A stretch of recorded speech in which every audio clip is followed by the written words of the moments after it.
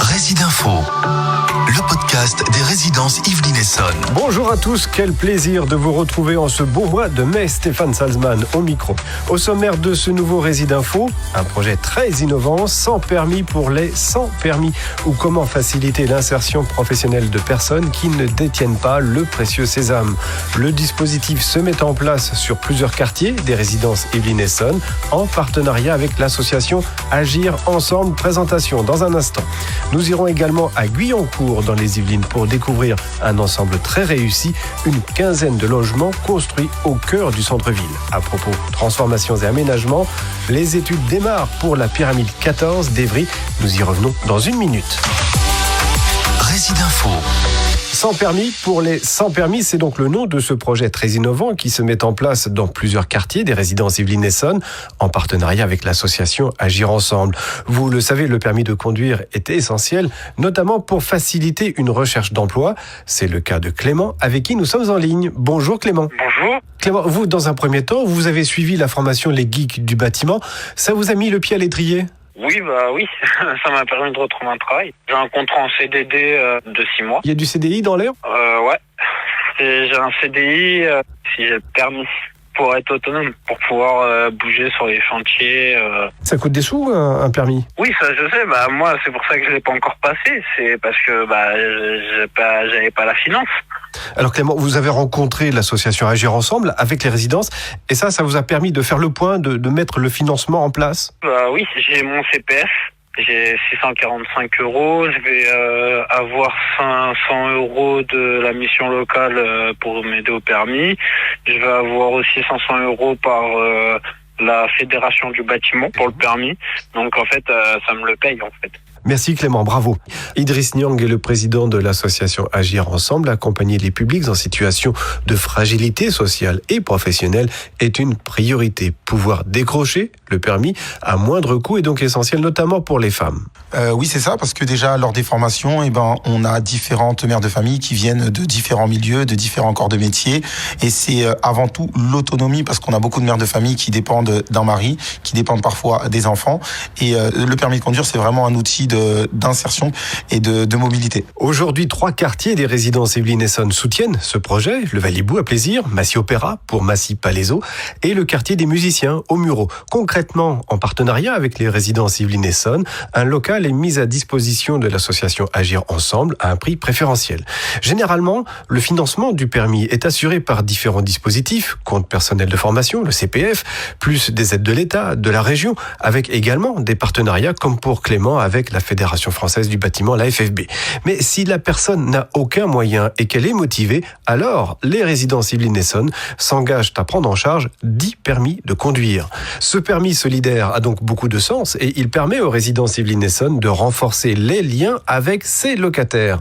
Karine Marteau est la directrice de l'agence de plaisir. On n'est plus dans le logement social classique, mais on est dans l'image d'essayer d'accompagner le locataire dans ses difficultés, que ce soit l'emploi, l'insertion professionnelle, l'analphabétisation, l'isolement. Voilà, toutes ces difficultés-là que rencontre le locataire, on essaye d'y faire face avec lui. Est-ce que ça reste dans les missions d'un bailleur social de permettre à ses locataires d'accéder au permis de conduire ? Et tout à fait. En accédant au permis de conduire, c'est retrouver un emploi, retrouver du lien social dans le quartier. Voilà pour ce projet sans permis pour les sans permis. Si vous souhaitez avoir plus d'informations, rendez-vous sur les sites agirensemble-drancy.org, agirensemble-drancy.org et lesrésidences.fr, lesrésidences.fr. À Évry, la réhabilitation de la pyramide 14, c'est parti avec un groupement de constructeurs, d'architectes et de cabinets d'études. Objectif, le bien-être des locataires. Appartements, parties communes et façades seront réhabilités. Pour le moment, c'est la phase d'études qui a commencé. Début des travaux, mai 2022. C'est un investissement de 15,7 millions d'euros. Ces travaux vont véritablement transformer cet immeuble emblématique d'Évry avec ses presque 260 logements. Résidinfo. Direction les Yvelines maintenant, à 2 pas du très agréable vieux village de Guyancourt, où la construction d'un ensemble vient de se terminer. Neuf, il s'intègre parfaitement dans le cœur de ville. Ce sont bien des logements sociaux. Découverte sur place avec Guillaume Villain, responsable d'opération pour les résidences Yvelines Essonnes. On est en plein centre de Guyancourt, donc avec la mairie à 2 pas. Des belles maisons autour de nous. Des pavillons, oui. Et un ensemble qui s'insère parfaitement. Complètement, oui. Un petit collectif, voilà, pour s'intégrer au mieux avec les avoisinants. Ce sont 15 logements, donc du T1 au T4. Tous les logements, en fait, sont traversants avec une double exposition. C'est pas très haut, il y a juste un étage. On est en R+1 duplex, oui. Avec vous, on se déplace dans cet ensemble. Et une belle circulation, parce qu'il y a des escaliers, petits escaliers à gauche, petits escaliers à droite, une terrasse ici, une terrasse au-dessus. Exactement, tout le monde a une terrasse. En fait, chaque logement a son entrée individuelle.